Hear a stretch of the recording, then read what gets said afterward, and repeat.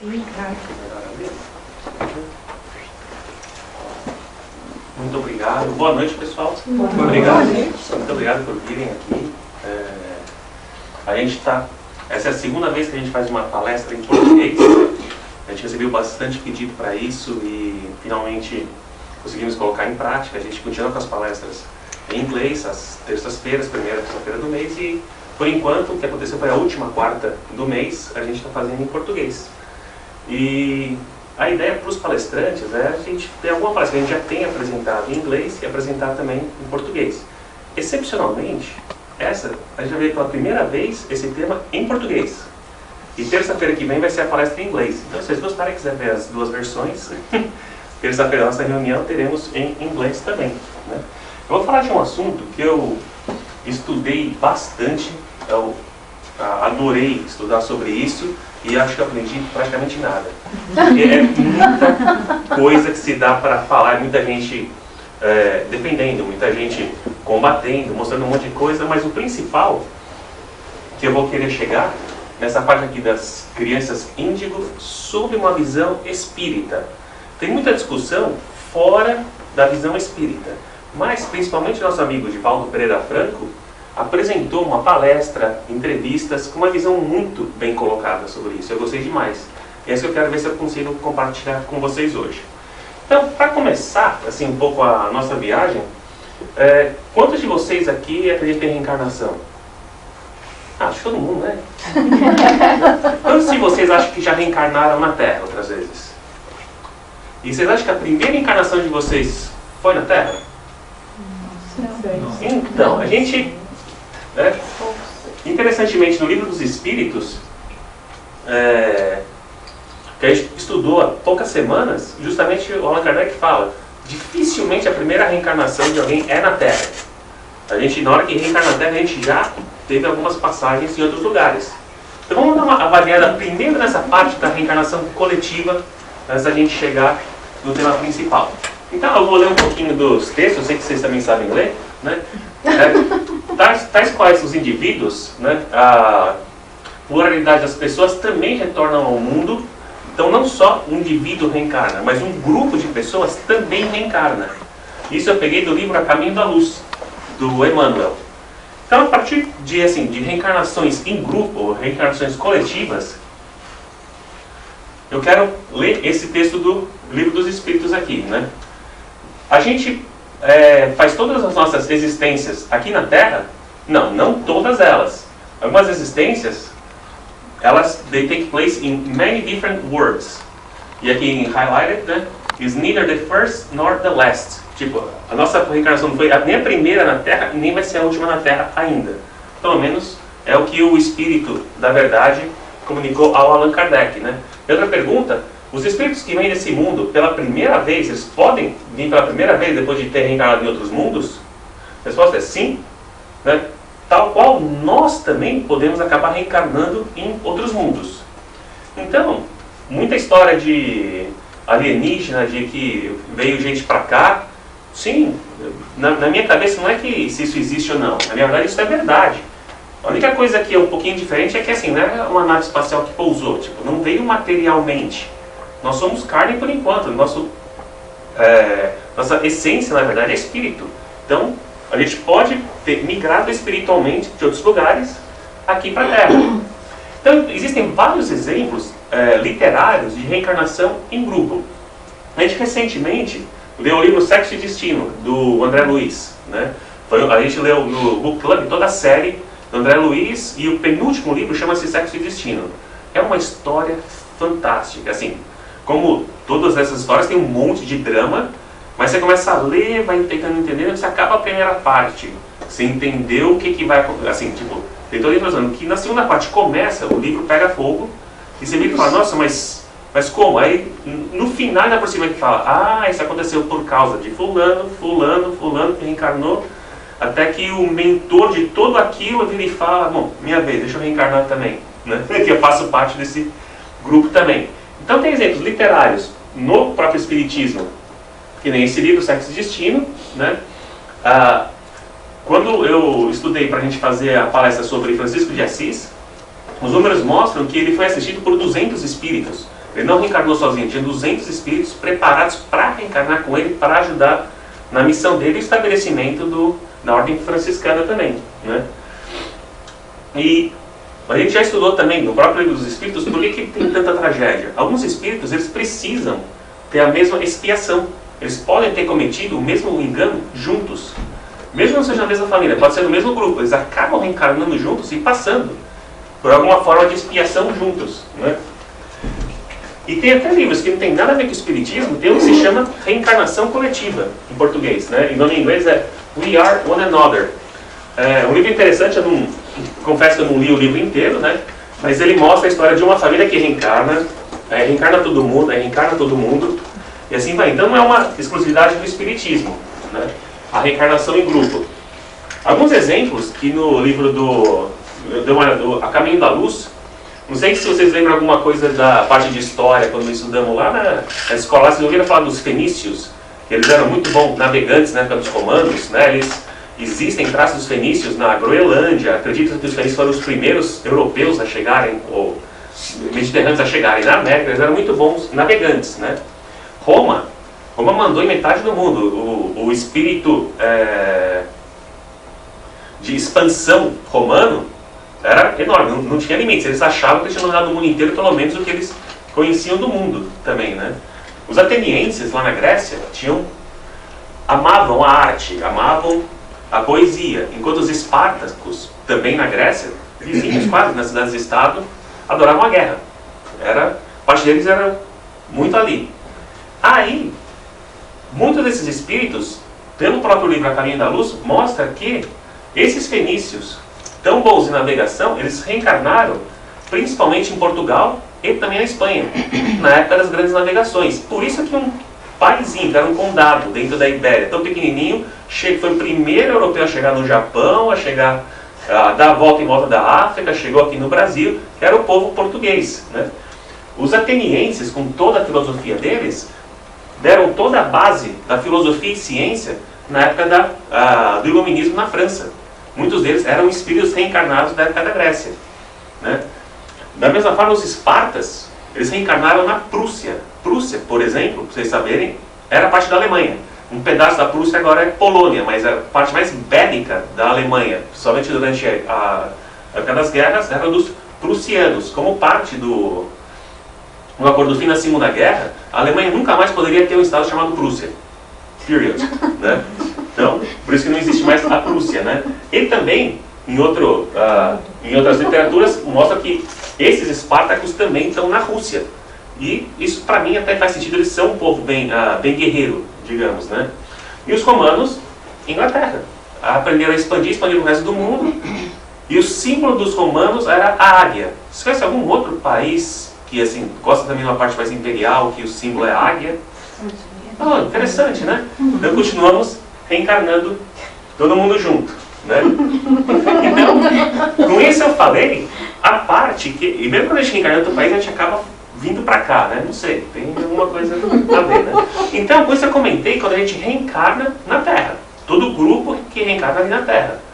Mas a ideia dessa palestra é a gente falar de algumas migrações que não necessariamente a pessoa estava na Terra, morreu, nasceu na Terra. Ela pode ter morrido em outro lugar que nasceu na Terra. E alguns grupos disso. Então, todas as questões 172 até 188 no Livro dos Espíritos só tratam desse assunto, explicando pra gente que não necessariamente a gente reencarnou aqui pela primeira vez e a gente não vai reencarnar aqui pela última vez. A gente não reencarnou sempre na Terra. E a ideia da migração espiritual vem de grupos de espíritos de um certo sistema ou planeta que eles vêm juntos para cá, né? E reencarnam e continuam o progresso. Por que isso vai acontecer? Se você comparar até mesmo com as migrações que acontecem aqui na Terra mesmo, isso pode ser até meio polêmico, mas se a gente tentar deixar de lado um aspecto um pouco social para ver mais uma questão de resultado, quando os povos saem de um lugar para outro, eles normalmente estão buscando alguma coisa que está faltando para eles. Não necessariamente eles são bem-vindos aonde eles vão, outras vezes eles são extremamente bem-vindos. Vou dar alguns exemplos. Os europeus, eles fizeram uma reunião em 1818, pegaram a África e dividiram entre eles. Fala, não, a França fica com essa parte, a Inglaterra com essa parte, a Alemanha com esse, a Bélgica pega um meio todo para ela, fizeram a partilha da África. Né? Essa partilha mudou depois da Primeira Guerra, a Alemanha perdeu todas as posses dela, dividiram entre a França e a Inglaterra. E fizeram as maiores atrocidades que podiam. Portugal também tinha um monte de pedaço da África. Se a gente passar 2 horas aqui, eu não consigo nem resumir as atrocidades que se faziam com os africanos naquela época. Né?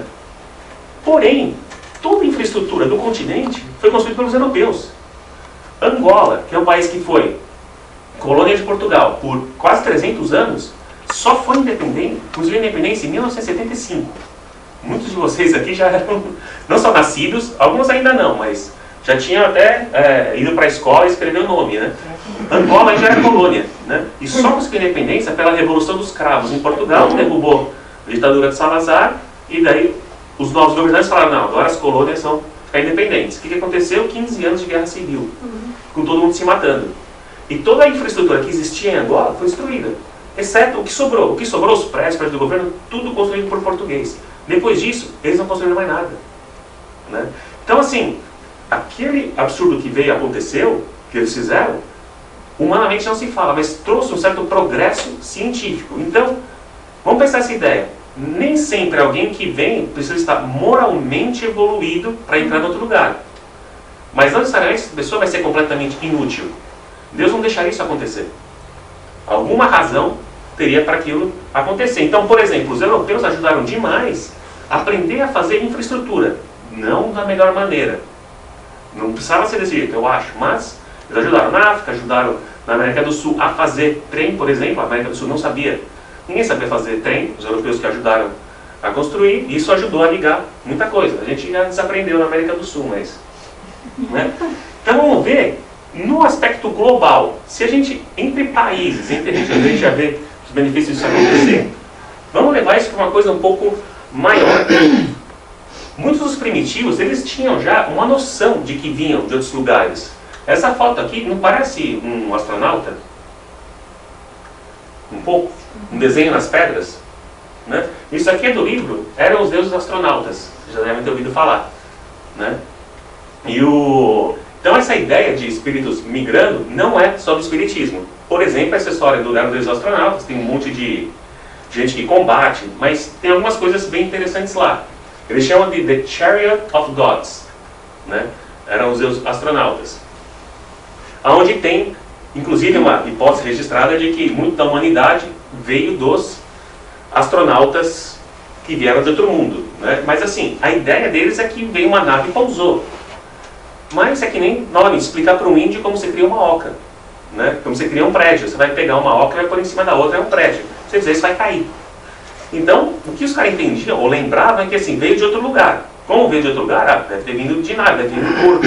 Não necessariamente, que nem eu estou tentando passar aqui, que a gente pode ir em outro lugar, mas espiritualmente reencarnou aqui na Terra. Então, muitas das civilizações antigas tinham a ideia de que os deuses deles eram de outros planetas. E é bem capaz que eles eram mesmo. Né? Tem alguns exemplos do Imhotep no Egito.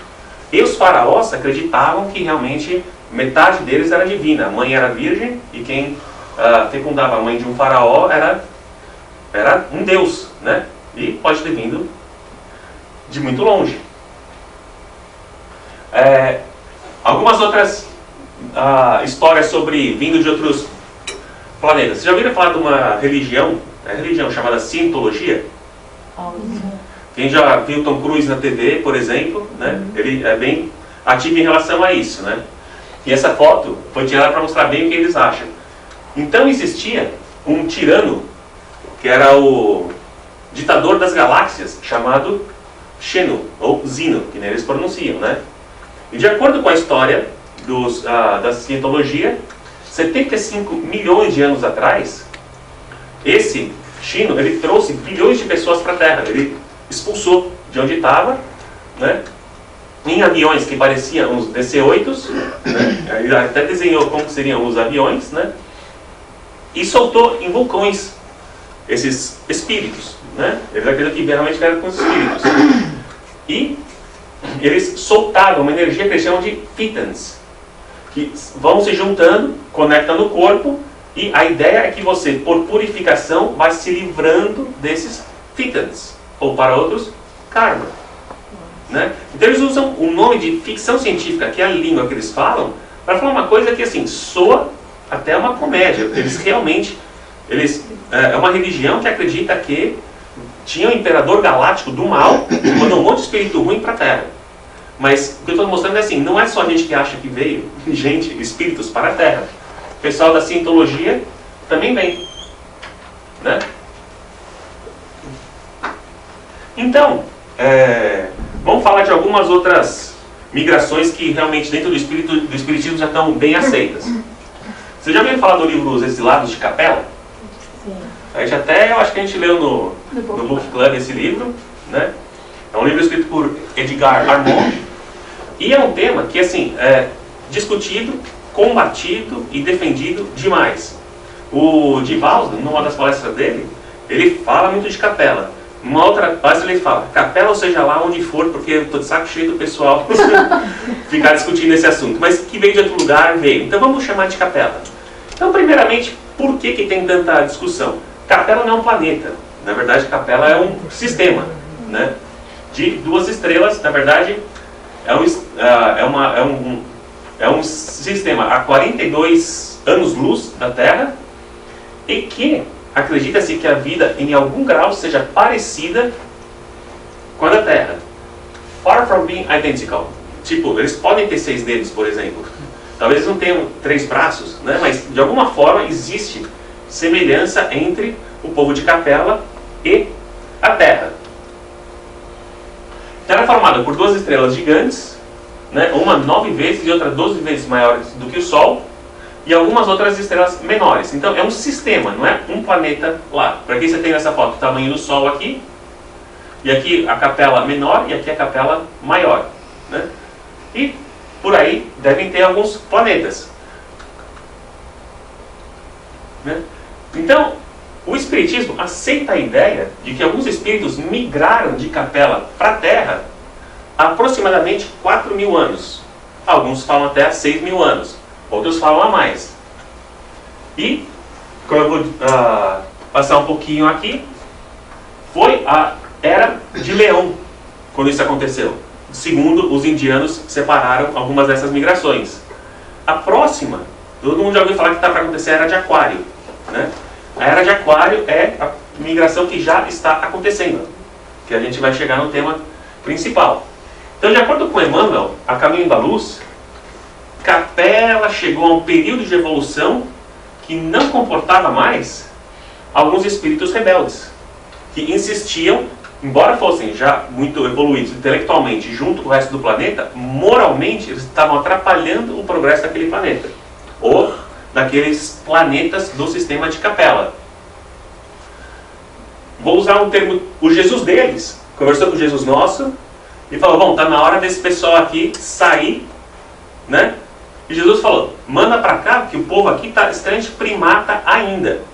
Então, no que eles reencarnarem aqui na Terra, esses espíritos, já com toda essa noção, mesmo que tenha o esquecimento, traz muita bagagem. Mas vai encarnar praticamente no corpo de um Neandertal, né? O Homo erectus, o homem acabou de ficar de pé, esse pessoal já foi mandado para cá. Então, poeticamente falando, eles foram enviados para a face escura da Terra, onde eles não poderiam ver Capela. Capela se vê mais com telescópio, né? Iam ficar ali por séculos, até eles conseguirem purgar tudo que eles tinham que fazer. Então essa foi a origem das raças adâmicas, que eu acho muito interessante na hora que a gente começa a olhar cada uma dessas 4 raças adâmicas de Adão, né? A ideia de primeiros homens, né? Então eles vieram para a Terra. Interessantemente, Mendel, que é quem elaborou as teorias dos genes na genética, ele explica que as espécies acabam se distinguindo por mutações genéticas. Então, para estudar como que um animal era assim e tem outro parecido que é diferente, como tem outro diferente, tudo isso vai acontecendo por evolução e mutações genéticas. O que o Emmanuel conta pra gente é que assim, a gente consegue só enxergar isso, mas na verdade o que acontece é a espiritualidade fazendo experiências, né? E algumas dessas experiências, as raças da humanidade não estavam prontas ainda. Então o que você faz com o gene? Mas espiritualmente lá e muta o gene para ter alguma outra coisa. Então os capelinos, eles ajudaram a formação das raças humanas. Porque aquele espírito já tinha uma certa bagagem, já tinha um perispírito de uma forma que ajudou, quando encarnou na Terra, a mudar também a parte física. Tá? Então esse é o livro do Edgar Armond, Exilados de Capela. Não conheço esse livro em inglês, eu não achei nenhuma tradução. E esses espíritos eram extremamente mais inteligentes que a gente, digamos. Ou a gente era os capelinos, não sei ainda, né? Mas digamos que os terráqueos, que eram praticamente selvagens ainda. Estavam mal ficando de pé. Então para isso foi um castigo e tanto, exceto que era uma chance de regeneração. Não é simplesmente, a gente não castiga de graça. Então vamos olhar 4 grupos que vieram de Capela no começo. O primeiro foi o grupo dos egípcios. Eu acho interessante que não tem mais nada dos egípcios que fizeram tudo aquilo. Tem só a herança deles. O povo egípcio que construiu tudo aquilo, não tem mais nada. Ali só vive árabe hoje em dia, toda aquela região, né? Então, assim, o que a gente vê, esse tipo de gente, esse tipo de raça aqui, não tem nada parecido. O filme tenta deixar parecido, mas não é o que sobrou lá, é árabe. Por quê? Eles eram, desses grupos, o que tinham menos débito, né? Eles tinham uma alta noção de espiritualidade. Se for estudar o Egito, como eles valorizavam a morte, por aí você vê as mumificações, por aí você vê todos os rituais que eles faziam em relação à morte. As pirâmides eram túmulos, passavam, sei lá quantos anos, que a gente não sabe quantos anos realmente se demoraram para construir uma pirâmide, para simplesmente construir o túmulo deles, né? Então, eles até que confundiam essa parte, que eles achavam que realmente os faraós vinham de uma divindade. Então você tinha que construir algo tão grande que seria praticamente divino, para poder hospedar o teu espírito depois.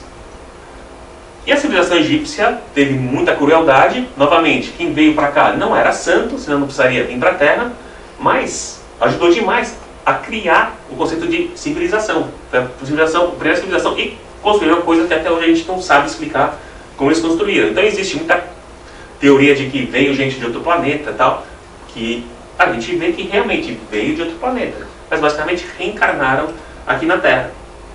Tá bom? No que eles acabaram, limparam, a grande maioria voltou. Quem ainda tinha débito continuou reencarnando em outros povos, né? Mas eles não foram embora antes de deixar o legado deles, que são esses monumentos fantásticos que eles construíram, né? Então, o segundo grupo é o grupo que reencarnou na Índia. Esse era o grupo que tinha mais noção de espiritualidade, mais do que qualquer outro desses grupos. O egípcio tinha muita noção da morte, de valorizar a vida depois da morte. Os indianos não, a tua vida espiritual mesmo enquanto você está encarnado. Então é considerado também uma das primeiras civilizações a ter noção de espiritualidade, que são os indianos. Tem muito o conceito de divindade, reencarnação, de ancestrais. Eles foram considerados reais, não era assim que eles acreditavam nisso. Da mesma forma que existe gravidade, para o povo indiano há muito tempo existe reencarnação, sim, existe ancestrais, existe divindade. Muito da origem das teorias de Hare Krishna, mesmo de Buda, parte que existe a vida espiritual. E vários mestres foram mandados para esse povo, para que ele servisse de berço para o resto da espiritualidade da humanidade, né? Entre eles, Siddhartha Gautama, vocês já ouviram falar de Buda, né? Krishna, que virou também Hare Krishna, Mahatma Gandhi, mais recentemente, Sai Baba, são mestres que ainda são mandados para essa região. Mas eles eram santos? Não, só não precisava nascer, né? Então a gente vai entender um pouquinho mais. Muitas das línguas do Ocidente vieram do sânscrito, que era o que eles usavam para escrever. Vai ler alguma coisa dos egípcios, né? Era tudo hieroglifo.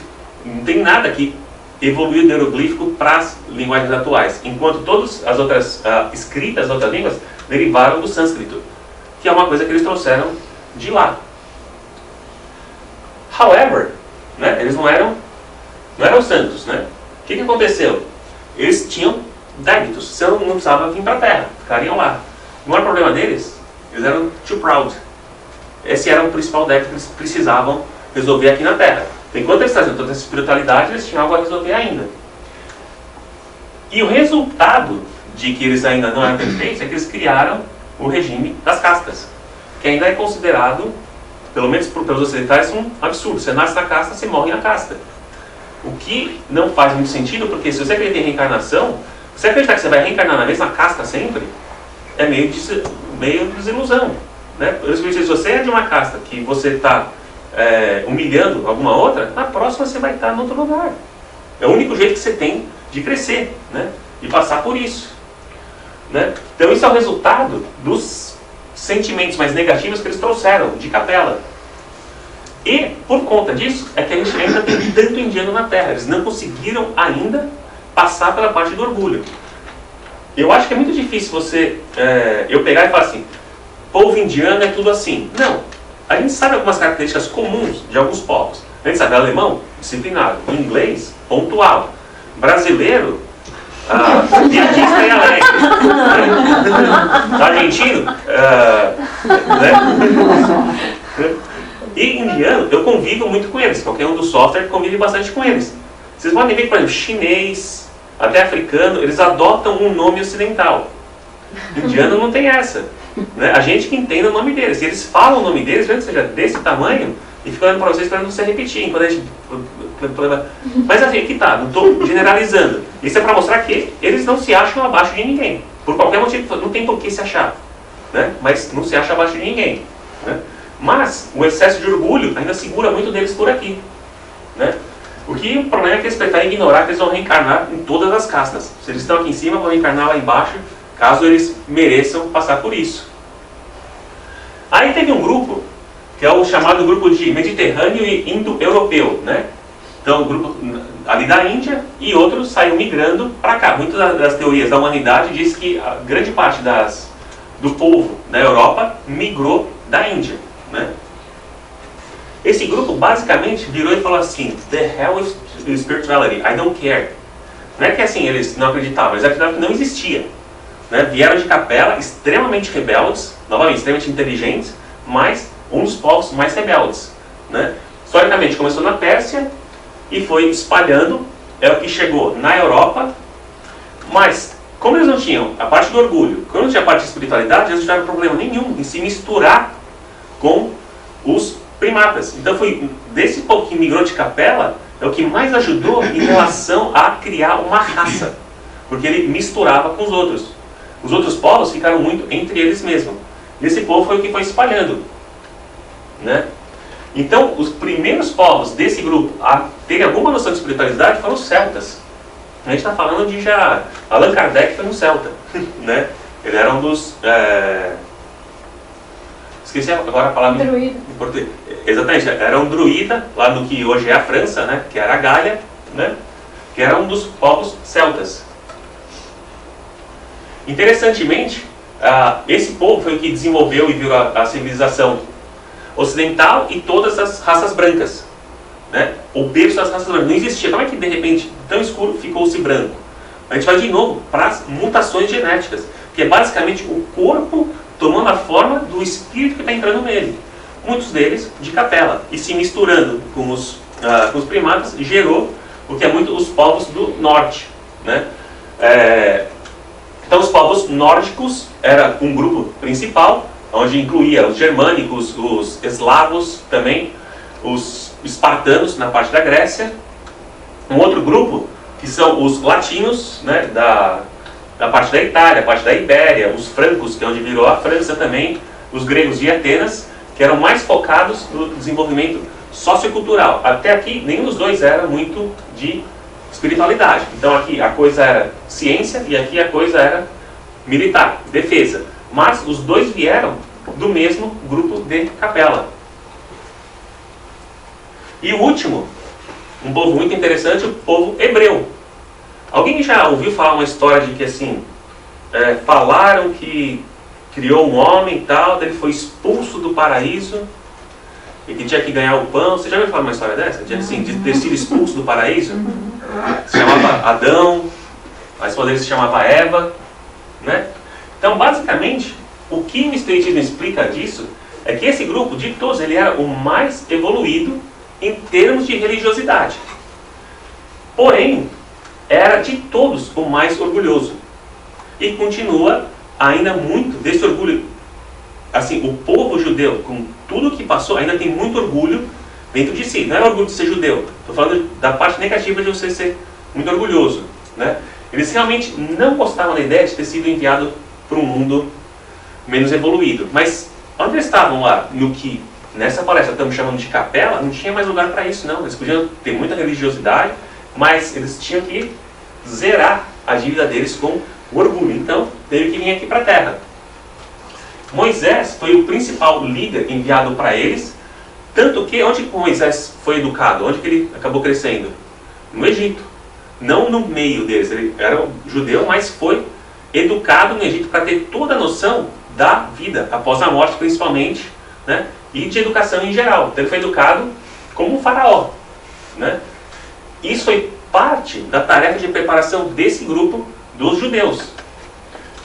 Que foi, os hebreus foi o grupo que recebeu os 10 mandamentos. A base de qualquer linha de direito ainda se baseia nos 10 mandamentos enviados por Moisés. Não matarás, não vai roubar, não vai cobiçar a mulher do próximo. É tudo muito básico, né? Não tem nada de ali que seja polêmico, né? Então foi enviado para esses capelinos aqui, né?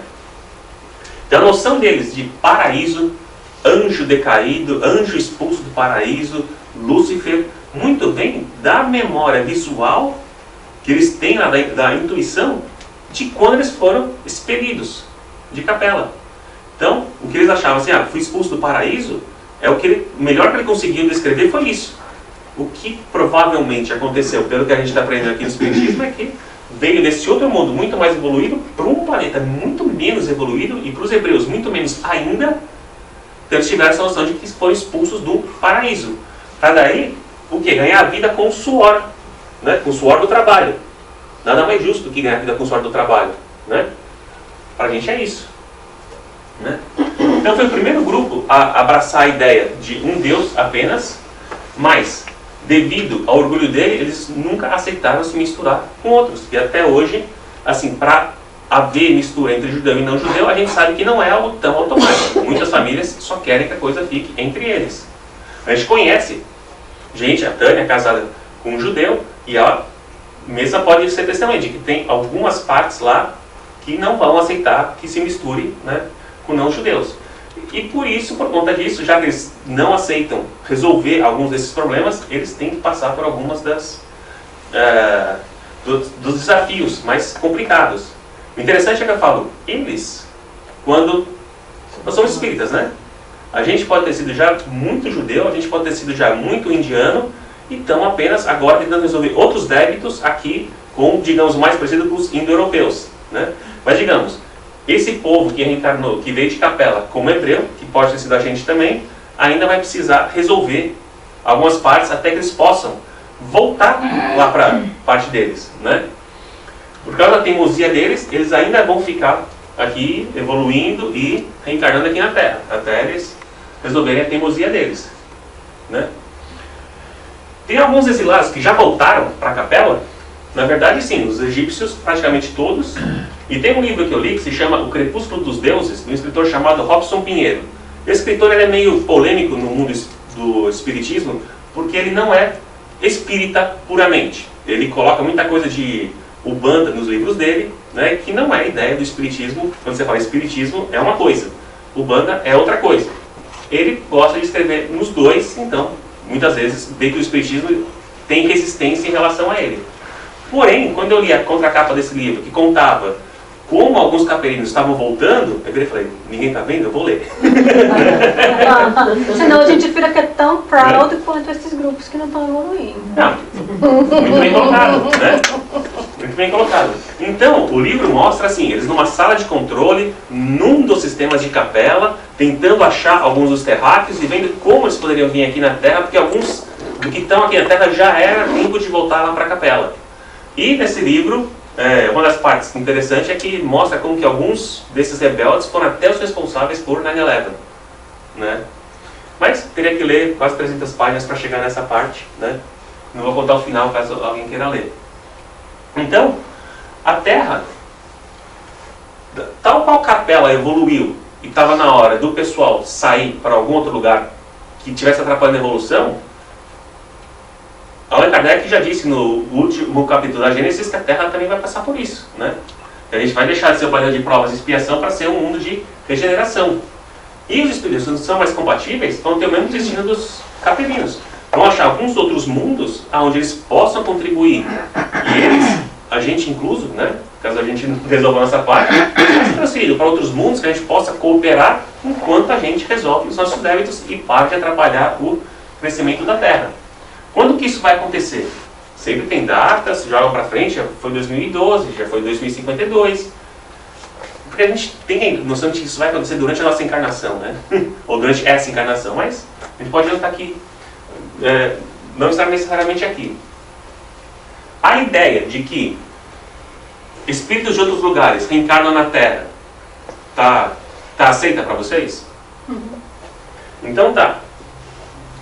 Para a Terra evoluir do mundo primata para um mundo mais civilizado, os capelinos ajudaram. Aí a gente passou por essa monte de fase, 4.000 anos ou 6.000 anos, dependendo de onde você contar. Chegou a hora da gente passar para o mundo de regeneração. Então é na hora da gente aceitar certa ajuda também, né? Então, o que eu aprendi, ou o que eu tentei estudar, né, com o Francisco Divaldo Pereira Franco, existe uma estrela linda, maravilhosa, chamada Alcione, né? Ou ele fala Alcione, né? Mas eu acabo falando Alcione mesmo sem perceber. O nosso Sol, embora a Terra gire em torno do Sol, o Sol não está parado. Não vê que eu não achei nenhum GIF animado que mostrasse o Sol se mexendo. Mas na verdade o Sol se mexe rápido para burro. Ele só vai por nada. Tem um chama Nassim, é do Nassim Haramein, ele está em 3D, mostra o Sol se mexendo e os planetas, como se fosse uma cauda mesmo, em volta do Sol. Exatamente. Em 3D e vai se movendo em volta do Sol central, porque a galáxia não está movendo só o Sol e todo mundo só em volta do Sol. É só procurar Nassim Haramein, Sistema Solar em 3D. Tá bom. Obrigado. Eu vou te mandar que aí na palestra de terça você já pode mostrar, porque ele é... Manda sim. É um desenho legal de se ver, né? Então, o Sol também gravita em torno de outras estrelas. E o que o Sol faz? Ele gravita em torno da constelação de Touro, né? E um ciclo do Sol em relação em volta de Touro, hoje em dia entende-se que demora 26.000 anos para isso acontecer. Essa estrela Alcione pertence ao sistema das Pleiades. Um sistema muito brilhante no céu. Todos os povos da antiguidade já criavam dentro das Pleiades nomes para deuses, como a constelação de Touro mesmo, e é a estrela mais brilhante desse sistema. Os gregos acreditavam que algumas dessas estrelas Pleiades eram alguns dos deuses que eles nomearam, né? E a cada 12.000 anos, o nosso Sol, se você for pensar, né, a cada 26.000 anos a gente dá a volta aqui, então a cada 12.000 anos a gente passa perto de novo dessa estrela chamada Alcione. Quando a gente passa perto dela, né, que a gente recebe radiação dela, é durante 2.000 anos, de acordo com o que passaram para a gente. A gente vai recebendo fótons, que são as partículas de luz dessa estrela, por 2.000 anos. O ápice de quando a gente mais recebe fótons e radiações de Alcione está acontecendo aconteceu já, né, entre 1982 e 2012. Foi que a gente chegou mais próximo e recebeu mais dessa radiação. Vieram só a radiação de Alcione ou já fazia parte de um plano maior, né? Vários espíritos já mais evoluídos do que a gente em algumas coisas e precisando resgatar algumas outras, já vieram de lá aqui para a Terra. E novamente, uma das tarefas é ajudar a nossa raça, o nosso biótipo, a se preparar para o que um mundo de regeneração precisa. Eu sempre acho que a maior evolução vai ser quando a gente não precisar mais depilar, não tiver mais dente do siso. Então, talvez parte dessa, digamos, evolução quanto à biologia faz parte desses espíritos que estão reencarnando aqui, né? Então agora eu vou chegar na parte do que seriam os índigos. Antes de entrar nos índigos, vocês talvez já tenham visto este vídeo aqui.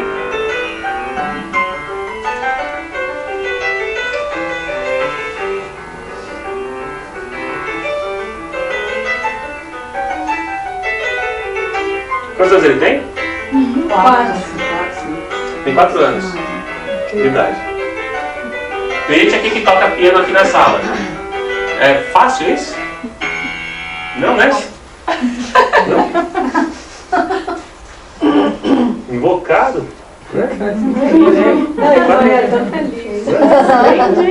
Exatamente, né? Feliz ele, né? Toca sem nota, nada. Na cabeça. Nada. E no que sai procurando tem mais um monte de prodígios. Graças ao YouTube, a internet, hoje em dia a gente tem acesso a esse pessoal, né? Tem menino que, aos 6 anos de idade, ele conversava com os médicos, explicando realmente, não, peraí, o que você sabe está errado. Na verdade é assim, assado, e os médicos realmente ouviam ele, novamente, de 6 anos, né? Meu filho com 6 anos explicava sobre Thomas the Train, né? Umas coisas por aí, assim, né? Então, vamos começar com esse termo chamado índigo, né? Primeiramente, a primeira vez que esse termo surgiu foi Nancy Ann Tappe, eu não achei um jeito de pronunciar esse nome direito, que ela lançou um livro assim sobre estudar a vida pelas cores. E ela tinha uma condição, uma doença que se chamava sinestésica. Então ela via cores em volta das pessoas. Então, enquanto algumas pessoas New Age achavam que aquilo era um dom, outras falavam, não, isso é um problema, não é um problema mental, mas ela vai enxergar o que realmente não tem. Mas ela reparava que várias crianças que ela via tinha uma coloração azul bem escura. Ao mesmo tempo que começaram a perceber que algumas crianças eram bem diferentes do que se era antes. Outro dia eu assisti um filme bem antigo, o ET, né? Aí mostraram os adolescentes do ET.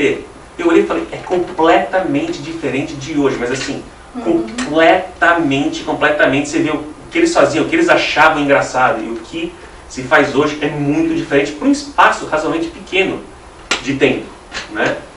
Então, ela começou a identificar que algumas crianças eram bem diferentes e ela enxergava, só ela, enxergava nessas crianças essa cor índigo blue escura. Então, só um pouquinho sobre o índigo. Na verdade, o índigo não é uma cor. O termo, a raiz mesmo, é a tintura. A tintura é feita de uma planta, de algumas plantas em geral, né? Mas a melhor tintura para fazer isso é uma que vem da Índia, que se chamava indigofera. E os primeiros europeus a terem contato com isso foram os gregos. E os gregos chamavam os indianos de índigo. Então, que a gente chama cópia de xerox, a palavra que eles usaram para tintura foi indiano. Que em grego era índico e para o latim acabou virando índigo. Então, na verdade, índigo quer dizer tintura, como os gregos se referiram aos indianos, que foram os primeiros que trouxeram essa tintura para a Europa. Uma coisa interessante, eu sou engenheiro elétrico, né? Então a palavra semicondutor quer dizer algo importante. Vocês sabem do Vale do Silício. O silício é um semicondutor. Basicamente, condutor é quem tem condição de conduzir energia. E o índigo, a coloração índigo, também é um ótimo condutor de energia. E as crianças índigos são muito energéticas. Então, eu acho que foi um nome muito bem utilizado, além da cor, né? Depois que a Nancy Ann Tappe veio e criou o termo índigo, tem esse pessoal que escreve livro de autoajuda que desenvolveu esse termo. Eles repararam que assim, tem algo diferente acontecendo e começaram a estudar. E no contato deles com a Nancy Ann Tappe, ela falou, essas crianças que eu vejo que são diferentes, eu enxergo azul nelas. Mas, novamente, esses mesmos escritores falaram, você é sinestésica, você não tem nenhum poder de enxergar nada, você tem uma doença. Eu não acredito nisso, eu sou espírita, da mesma forma que muito esquizofrênico, né? Não necessariamente é esquizofrênico, mas tudo bem, né? Eles começaram a estudar essas crianças, com educadores, com escolas, vendo o que tinha de diferente nelas, né? O porquê que Elas agiam desse jeito e a partir de 1998 eles começaram a escrever isso. E identificaram que essas crianças começaram a ter registro dessas crianças em 1982. Foi quando começou a ter as primeiras, ou digamos, não as primeiras crianças, o primeiro núcleo de muitas crianças índigos juntos. Pelo que mostraram aqui, vários índigos vieram antes para preparar o terreno para que viesse essa massa para ajudar a terra na evolução para o próximo estágio, enquanto eles crescem também, né? Algumas características comuns que não necessariamente o espiritismo, mas os estudantes do índigo notaram essas crianças.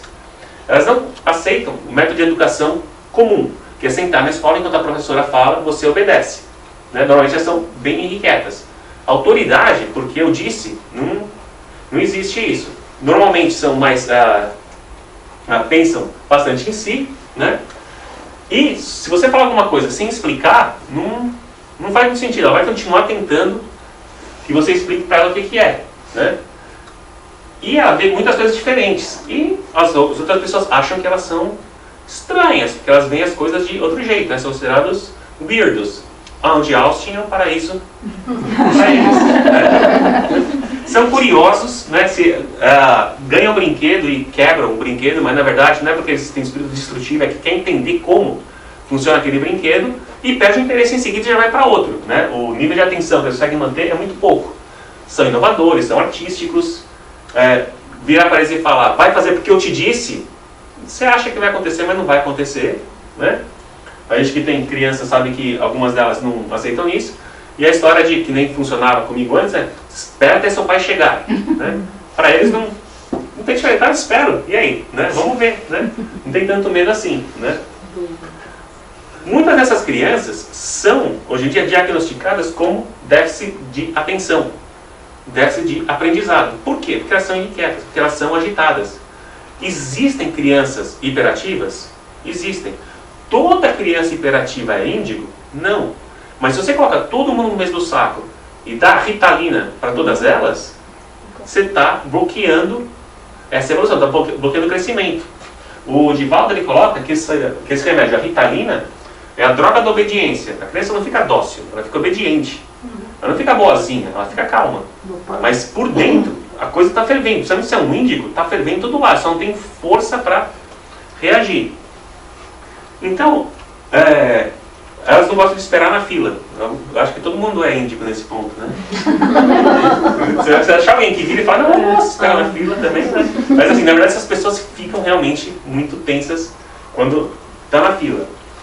Aí, vamos pensar, são crianças, são novas, mas são espíritos antigos.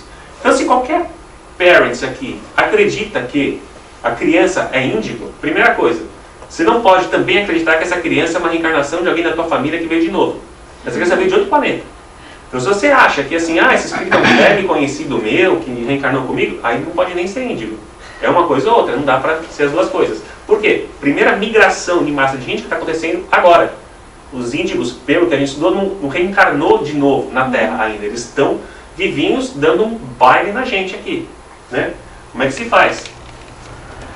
Então, eles têm até noção de espiritualidade, mas não dão bola para a religião, exatamente. Quantas crianças que são meio que não tem denominação a parte do que elas acreditam, embora elas acreditam em alguma coisa. Lógico que tem que ir muito alto. E pega o celular da mãe e faz uma coisa que ninguém consegue fazer, né? Quantas famílias a gente conhece que vira e fala, não, eu preciso chamar minha criança de 6 anos para me ajudar a mexer no computador, para me ajudar a mexer naquilo, porque eles são muito bons com tecnologia. Muitos deles acreditam no sexto sentido como algo normal. Segundo o Divaldo, eles podem até comunicar com telepatia sem saber que está fazendo isso, sem saber que isso é difícil, né? Então, eu não vi, sei lá, meu filho falar com ninguém com telepatia, mas da mesma forma que eu também não acho que eu estou tão ligado para saber se ele está fazendo ou não, né? São ótimos manipuladores dos pais, principalmente o filho com a mãe e a filha com o pai, né? Sabe que conseguem melhores resultados. Acreditam que merecem ser considerados reais, né? Assim, da realeza, digamos, que acreditam que merecem estar aqui, precisam ser tratados diferente. Eu vejo isso muito mais em filme do que eu vejo em realidade, mas também o mundo que eu convivo, não, eu estou em Austin, a cidade mais fantástica aqui dos Estados Unidos, né? Os filhos que eu conheço, filhos de vocês, também são filhos fantásticos, né? Então não vejo tanto disso aqui, mas vejo bastante em TV, bastante reportagem sobre isso, né? Muito self-affirming, né? A não ser que estejam comunicando entre eles mesmos, né? Qual que é a principal função da criança índigo? Ela está preparando a gente, está preparando o nosso biótipo para quem realmente vai ajudar a fazer a transformação na Terra. As crianças cristais é a próxima leva que já começou a chegar, pelo que está falando, que aí sim, eles têm uma moral tão elevada, uma noção tão elevada de espiritualidade, que eles não estão mais aqui pagando nada, eles estão realmente aqui para ajudar a gente a ir para o próximo estágio. Então os índigos estão preparando, inclusive, o nosso biótipo, misturando a raça, para que as cristais venham, né? Então, para educar, esse pessoal que não consegue parar na escola, quietinho. Vocês já ouviram falar de um austríaco chamado Rudolf Steiner? Já ouviram falar alguma vez da educação, método de educação Waldorf? Porque, assim, o pouco que eu vi sobre o Waldorf é que, assim, você não pode assistir televisão, né? Mas é algo muito diferente. Aí eu tive que ler um pouco mais para entender o que é esse monte de Montessori School que eu vejo por aí, o que é esse monte de Waldorf School que tem até em São Paulo, para que é isso, né? Aí o Divaldo vai e explica. Deus não dá ponto sem nó. Então ele vai mandar os índigos para cá, primeiro tem que preparar o mundo para que eles possam ser úteis também. Então, tanto Maria Montessori quanto Rudolf Steiner, Maria Montessori na Itália e Rudolf Steiner na Alemanha, ele criou o método Waldorf de educação. O Waldorf não é um sistema convencional, nem o Montessori. Você não tem primeira série, segunda série, você tem crianças de várias idades juntos no mesmo grupo, e principalmente no Waldorf você faz parte do método, acreditar que você na verdade é um espírito que está reencarnado. Isso vai junto, você é um espírito imortal, você está sendo educado para essa encarnação. Agora você imagina a Alemanha também é um país que metade é católico, metade é protestante, ele vai lá no meio e começa a educar as crianças, dizendo, não, você é um espírito reencarnado, né? Então muitos adotaram essa prática aqui, tirando alguns dos fundamentos, porque muito do que ele falava fazia sentido. Então ser educado na natureza, ser educado com os problemas que estão acontecendo ali, e você vai resolver aqueles problemas. Muito parecido com o que a Maria Montessori começou na Itália. E Montessori você vê para todo lado, escola Montessori por aqui, né? Então, os métodos são explicados, não são impostos, as crianças têm que ser criativas, e a parte que eles falam, principalmente da tecnologia, os educados no Waldorf são fantásticos para a tecnologia, se seguirem a metodologia deles mesmos. O maior problema é que quando isso foi feito, não existia ainda iPhone, não existia toda criança ter o seu iPad. Então eles estão adequando a isso. Então tem muita crise hoje nesses métodos educacionais, porque eles querem que os pais controlem o uso da tecnologia. E a principal explicação, principalmente do sistema Waldorf, é que criança que fica muito na tecnologia acaba não se mexendo, acaba ficando muito estática. Passa o dia todo ali no iPad, ou ali no celular. E quando que faz parte do método dele, ir para a natureza, fazer coisas, se mexer, faz parte desse desenvolvimento para ativar a curiosidade, para querer entender por que a planta é daquele jeito, para daí estudar. Não simplesmente a professora de biologia explica como foi a maioria da nossa educação, né? No Montessori, trata a criança como criança e não como um pequeno adulto lá dentro. Então fala como criança, cria-se como criança, né? O Rudolf Steiner, ele criou a antropofosia, eu não consigo nem falar, antroposofia, né? E dele que surgiu o método Waldorf, que não necessariamente tem a ver com o nome dele, mas foi o primeiro patrocinador dele, a primeira escola que ele montou, em 1912, se não me engano, foi o método Waldorf, né? E o principal, você não educa só na escola, você educa em casa, né? A escola complementa a educação de casa. Então, a educação da criança é tudo, não é só escola e casa. Se você vai ter o método Waldorf, você vai ter que realmente fazer em casa também. Quer falar alguma coisa? Sim.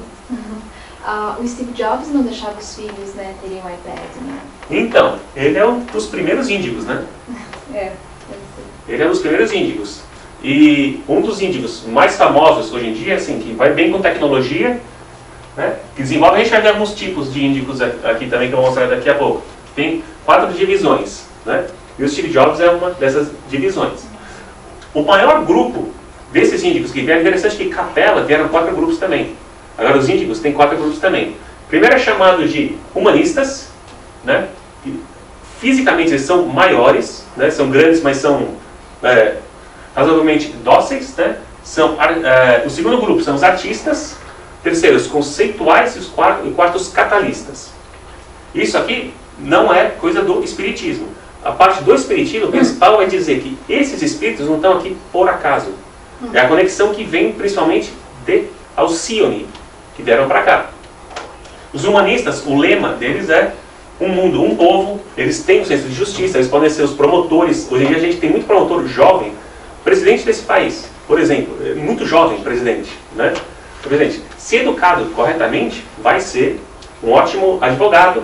Mas não só não vai ser um advogado, o Saul Goodman, se vocês assistiram alguma coisa do Breaking Bad, não, vai ser um advogado de verdade, que nem a Luemar, a gente não tem, né? São aqueles CEOs, que nem do Google, que com 12 anos de idade era CEO, ou que nem algo que a gente usa, né, chamado Facebook, né? Então eles podem liderar companhias, empresas, países muito jovens, casual e informal. O cara tem, acho que alguns bilhões na conta dele, Mark Zuckerberg, e continua trabalhando de hood, né? Moletom com capuz. E continua desse jeito, né? Porque isso é o que realmente interessa, o que você vai fazer, né? Adoram falar e adoram estar com o celular por perto e adoram texting. Esse é o grupo mais amplo, o maior grupo que tem dos índicos que eles conseguiram identificar até agora, né? Então, um exemplo deles é o Zuckerberg, né? Eu aqui no meu slide eu coloquei um Z aqui embaixo para lembrar de falar do Zuckerberg, que é um dos maiores expoentes deles, né? Aí o outro grupo do índico é o grupo dos artistas, que é o gurizinho que a gente viu ali tocando o piano também, né? Mas eles têm uma sensibilidade muito alta, e se não for tratada a sensibilidade corretamente, é um grupo muito dramático, né? Pode virar vítima, tem um certo perigo. Identificaram vários desses índicos extremamente sensíveis, eles acabam virando criminosos, porque eles se machucam demais, se magoam demais. Se você leva essa sensibilidade para o lado correto, eles podem ser multitalentos, aqueles molequinhos que... Esse toca piano, né? Tem alguns outros que tocam todos os instrumentos, né? O Júnior da dupla Sandy Júnior, por exemplo, ou essa dupla inteira, né? O Júnior toca absolutamente todos os instrumentos. Nunca precisou fazer aula, né? Eles são muito curiosos, né? São o exemplo dos que quebram os brinquedos, né? E são extremamente dramáticos, né? Então esse grupo precisa ser devidamente educado. Segundo a palestra do Divaldo, alguns dos serial killers foram identificados como índigo artistas, né? Que assim, achavam que estava todo mundo tratando eles mal, quando na verdade era o que ele enxergava, uma coisa pequena virava muito grande. Eles pegam, esse pessoal, põe no meio de um monte de bullies, se eles se machucam demais, o que você vai ter? Né? Pode ter problema. Os conceptualists, que são os pensadores, acabam virando engenheiros, né? Gostam de construir o mundo e tem muitas ideias de como reconstruir as coisas, né? Mas é um povo que é extremamente addictive. Eles viciam muito fácil, eles são muito intensos. Então tem que manter eles saudáveis, seja com artes marciais, porque tem também a parte de disciplina em relação a isso, e esportes em geral. Tem sempre o pensamento racional. Então, o ideal é manter eles, os esportes, martial arts, alguma religião, alguma coisa que mantenham esse grupo aqui disciplinado. Mas eles vão realmente construir as coisas para que todos esses outros possam brincar tudo isso, né? E tem os catalistas. Os catalistas são, de todos, os mais evoluídos ou mais próximos de cristal, que seria. O exemplo dessa foto aqui, essa criança aqui, na Somália, e depois, ela mesma, algum tempo depois, é o Minaj Jetpará, né? Esse é o pessoal que o Divaldo identifica que até ele mesmo pode ter sido um desses, que são as crianças médiums, as crianças que falam sobre vidas passadas, as crianças que vão para o céu, voltam e contam como é que é, e a gente, nós, espíritas, para a gente tudo bem, mas para alguns pais, a gente assistiu um filme que se chama Heaven is Real. Não sei se vocês já ouviram falar desse filme, né? Heaven is for Real, exatamente, né? E é um filme que, assim, uma família muito religiosa tem muitos problemas, porque o filho entra em coma, volta e conta tudo que ele viu a espiritualidade, que conversou com Jesus, que era assim assado, que viu o papai na igreja brigando com Deus, que viu a mamãe chorando, essas coisas assim, e eles não conseguem entender isso. Então, esse é um tipo de grupo que aceita muito bem esse tipo de definição. Crianças que para elas é normal esse tipo de coisa, não é algo de sobrenatural, né? Qual o problema dessas crianças? Elas tendem a ser muito mais quietas do que as outras e sempre confundidas com serem autistas. Então, nunca na história desse país se diagnosticaram tantas crianças sendo hiperativas, precisa de remédio, e tanta criança autística ou autista, né? Então, principalmente, a lição que a gente pega disso é que muitos desses índigos, ou desses autistas, ou desses hiperativos, eles precisam ir para a escola Waldorf, ou para uma Montessori. Esse é o resumo de tudo. Isso aqui. São espíritos que vieram lá de Alcione. Esses, principalmente, os catalistas, eles têm essa noção de que eles vinham de outro lugar. Isso ajuda mais a eles serem considerados autistas, né? Normalmente são, assim, vai tudo bem, mas de repente explode, porque é muito difícil para eles realmente estar aqui, eles estão já evoluídos demais, né? Então, os catalistas são especiais. A gente tem que tratá-los muito bem e evitar que eles fiquem completamente isolados, embora a gente respeite os desejos deles de ficarem isolados, né? Amanhã eles vão oferecer as soluções para os problemas sociais de hoje, que nem fome, desgraça, pobreza e preconceito. É esse pessoal que, de acordo com o que a gente está estudando, está sendo preparado para isso. Aí depois que todo esse grupo aqui tiver feito toda essa parte, tem mais um pouquinho dos catalistas aqui, né? Vão chegar essas crianças aqui. Vamos para o segundo vídeo. E esse eu sei que na hora que eu falar, todo mundo vai falar, ó. Quem lembra desse? Né? Tá, mas come seu nhoque de polvo. Ah, mãe, tá bom. Esse polvo não é de verdade, né? Não. Então tá. Ele nem fala e nem cabeça dele, né? Cadê a cabeça dele? Não tem cabeça. Isso aí é só as perninhas do polvo picada. E a cabeça dele tá no mar? Tá lá na peixaria. O monstro cortou assim? Cortou. O quê? Pra gente poder comer, porque senão a gente ia ter que engolir inteiro. Mas o quê? Pra comer, amor. Igual corta o boi, corta a galinha. A carinha? E quem come também? Ninguém come galinha? É os animais. É? Mas vamos comer o nhoque. Comer batata, então. Só batata e só arroz. Tá, Nem polvo é os animais. tá bom. Todos esses são os animais. Peixe é os animais. Polvo é os animais. Galinha é os animais. Vaca é os animais. Porco é os animais. É. Então, quando a gente comer os animais, eles morrem. É. Por quê? Pra gente poder comer, meu amor. Porque eles morrem. Não gosto que eles morrem. Eu gosto que eles ficam em pé. Feliz. Então a gente não vai comer mais não, tá bom? Tá. Esses animais tem que cuidar deles, não comer. Tá certo. Então come a parte da batata e do arroz. Tá bom. Por que você tá sonhando? Eu tô emocionada com você. Eu tô fazendo uma coisa Não precisa comer o polvo não, tá? Tá bom. Em vez de polvo, vai ser uma carne. Mãe, eu sou pitanga. Que tal? Né? Onde eu quero chegar nisso?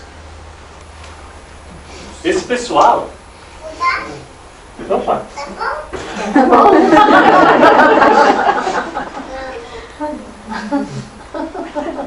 Vamos ver se agora me obedece, filho. A ordem da minha animação está errada, mas tudo bem, né? Então essas crianças vêm com uma missão grande, né?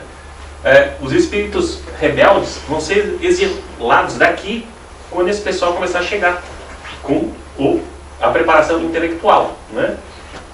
Os índigos estão preparando a gente, ou preparando o planeta para ter condição de receber o cristal, que o cristal, várias delas já estão entre a gente. E eu não fui o único que, quando viu esse vídeo, imaginei isso. No que eu procurei, várias das pessoas que identificam crianças índigo de cristal colocaram esse como um exemplo enorme de cristal.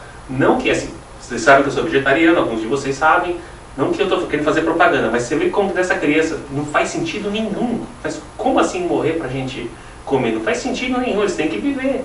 Né? Que é uma coisa que faz sentido pra gente, né? Então, pelos cálculos, vai chegar no ápice em 2052. Vai ser o ano onde isso vai acontecer, de acordo com o que Joana de Ângeles contou para Divaldo Pereira Franco, que é quando as crianças cristais, não vão ser mais tão criança, mas vão ter condição de fazer essa revolução no nosso planeta. Os índigos ajudam a nossa raça a ter condição de recebê-los e eles espiritualmente entram nessa raça que a gente desenvolveu. Aonde que eu peguei esses assuntos? Eu li bastante do livro A Caminho da Luz. Eu acho que a gente leu esse livro no Book Club, mas eu não lembro. A Caminho da Luz a gente leu, né? Também, né? Do Emmanuel. O livro Exilados de Capela, que a gente também leu no nosso Book Club. Uma palestra do Divaldo, Indigo Children, que virou também um livro em português e em inglês. Mas se você procurar Divaldo Pereira Franco, Indigo Children, tem essa palestra que é fantástica. Eu não me conformo com ele, aos 80 e poucos anos, fala nomes e nomes e nomes e períodos sem olhar para lugar nenhum. Tudo isso que eu estou olhando aqui, falando, ele fala olhando assim, sem parar, fala todas as categorias, dá exemplo de todo mundo, sem olhar em lugar nenhum, né? Na hora que ele vai falando de Alcione, ele vai falando o nome de trocentos astrônomos que identificaram que a Terra gira em torno de Alcione. O que o Divaldo traz para a gente é que esses espíritos que estão vindo para cá estão vindo de Alcione, reencarnando o que estão identificando como índigos, né? O primeiro livro sobre índigos é All About Índigos, por Nancy Ann Topper, que é aquela pessoa que via áurea, que algumas pessoas identificam ela como sinestésica, mas quem desenvolveu o mesmo conceito fora do espiritismo foi esse casal Lee Carroll e Ian Topper, que eles falaram que eles acham engraçado, eles entram no Sam's Club ou no Costco, e tem esse livro deles assim disparados para todo lado. Já venderam alguns milhões. Eu não tinha visto ainda, mas é verdade, o livro deles é bem fácil de se encontrar. E, lógico, minha maior fonte também é Google, Bing e Yahoo. Né? Então, com isso, muito obrigado. Né? Com isso acaba a palestra. Obrigado, pessoal.